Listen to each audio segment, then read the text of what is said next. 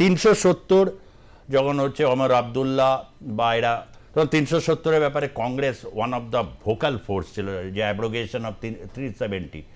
কিন্তু 370 যখন ছিল তখনও প্রচুর রক্তাক্ত হয়েছে। এই স্থানীয় লোকাল যারা ছিল এই মডিউলগুলো কাজ করেছে, তারা বিভিন্নভাবে করেছে এবং সেই সময় কাশ্মীর আরও ধনী হয়েছে। 370 তুলে দেওয়ার পর একটা প্রসেস, মানে দেখা গেল যে 370টা নয়, এই যে ন্যারেটিভটা ওরা তৈরি করেছে, যে ন্যারেটিভে হচ্ছে শুধু আমরা থাকবো দ্বিজাতি তত্ত্বের ন্যারেটিভ।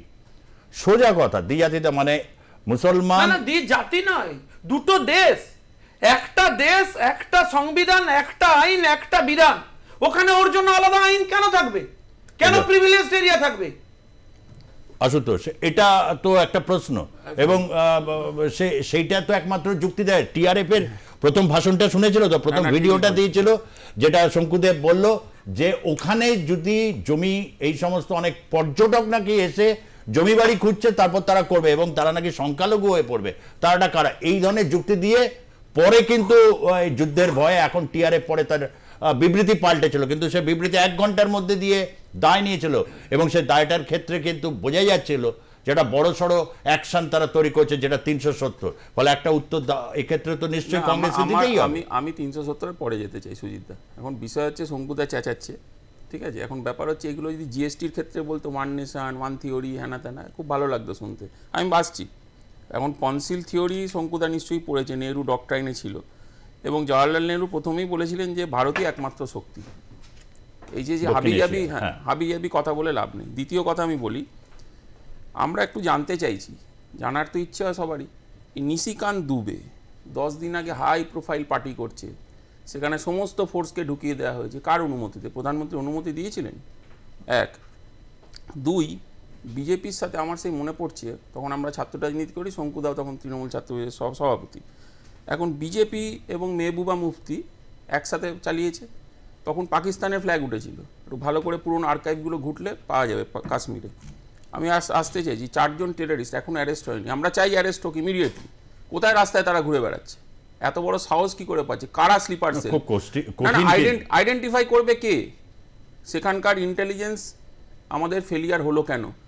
আমি বলছি শোনো, এই পুলওয়ামাতে যখন এই লোকাল সোর্স পুলওয়ামাতে 300 কেজি আরডিএক্স ঢুকলো সুজিতদা, গুজরাটি নাম্বারে, গাড়ির নাম্বারে, আলোচনা হবে না। আচ্ছা, আমি বলছি পেহেলগাঁওতে আদানি পোর্ট 21,000 কোটি টাকা ড্রাগস সিজ হলো, সেই টাকা এদিক ওদিক যাচ্ছে।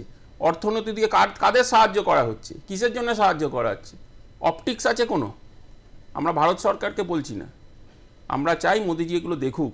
উনি যেরকম ইলেকশন মিটিংয়ে ব্যস্ত ছিলেন, পল্টুরামকে বসিয়ে অল পার্টি মিটিং চলছে, সিরিয়াস সাবজেক্ট, মানুষ জানতে চাইছে, কৈফত চাইছে। শঙ্কুদা যতটা বুঝতে পেরেছে ততটা মোদিজি যদি বোঝেন। ঠিক আছে, তুমি এই প্রশ্নগুলো করলে, প্রশ্নগুলো আমি মানে জাস্টিফাইড প্রশ্ন তোমরা তুলছো, কিন্তু 370 অ্যাব্রোগেশনের পর ওখানে ওখানে যেভাবে আর কি, তোমরা তো বরাবর বিজেপির এই ন্যারেটিভে 370 অ্যাব্রোগেশন হয়েছে, না না 370 অ্যাব্রোগেশন হয়েছে, কে করেছে? বিজেপি সরকার করেছে, সবাই জানে। তা কি বলা হয়েছিল? তোমাকে এখনো বিরোধী এটা পার্লামেন্টে কি বলা হয়েছিল এখনো চাইছো? আমি আমাদের স্ট্যান্ড ক্লিয়ার করে দিচ্ছি। কি আলোচনা হয়েছিল? যে 370 যে মোদিজি বলছেন, অমিত শাহ বলছেন দাঁড়িয়ে, 370 আমরা সরিয়ে দিলাম, দেখবেন কাশ্মীর ঠান্ডা হয়ে গেল, কাশ্মীর স্যানিটাইজ হয়ে গেল। এই ঘটনা তো ঘটলো। তাহলে কি 370 ফেরাবে?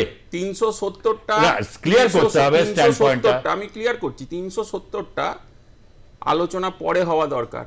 আগে হওয়া দরকার কি, এই 26 জন গোটা, যেখানে এতটা ট্রেক করে, যেখানে 3 টায়ার সিকিউরিটি থাকে সুজিতদা, মানে 1 tyre 2 tyre, it's a 3 tyre security circle zone, সেই জায়গায় দাঁড়িয়ে কেউ থাকলো না কেন? যদি একটা অংশ এন্টার ভ্যালি যদি র্যাডিকালাইজড হয়ে যায়, তুমি সিকিউরিটি দিয়ে কি করবে?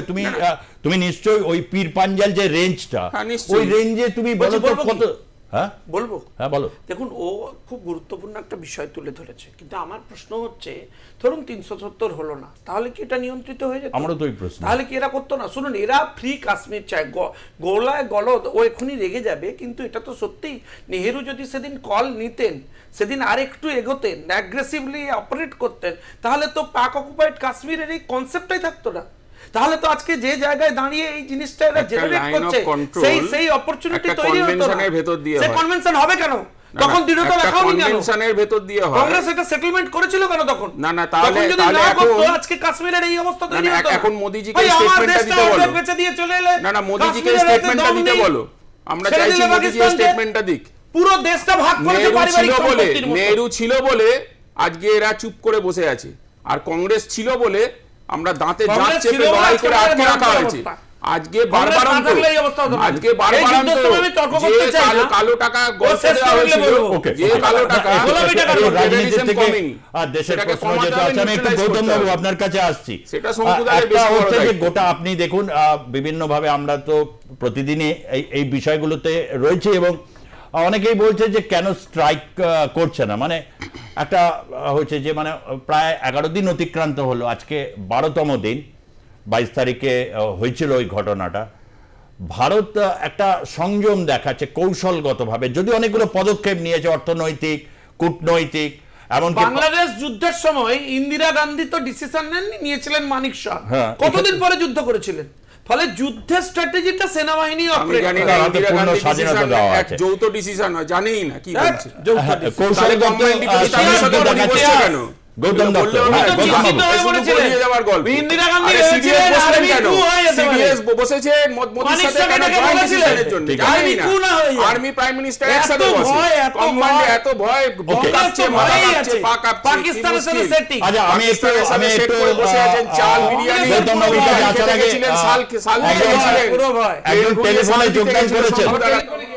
টেলিফোনে যোগদান করেছেন মুর্শিদাবাদ থেকে ইউনুস আলী। হ্যাঁ বলুন ইউনুস আলী। নমস্কার। হ্যাঁ, আমি ওই শঙ্কু বাবুকে একটু বলতে চাই আর কি, সেটা হচ্ছে যে ওদের রাজনৈতিক যে দর্শন, সেই দর্শনের সপক্ষে উনি আজ অবধি স্টুডিওতে সেই কথাটাই বলছে।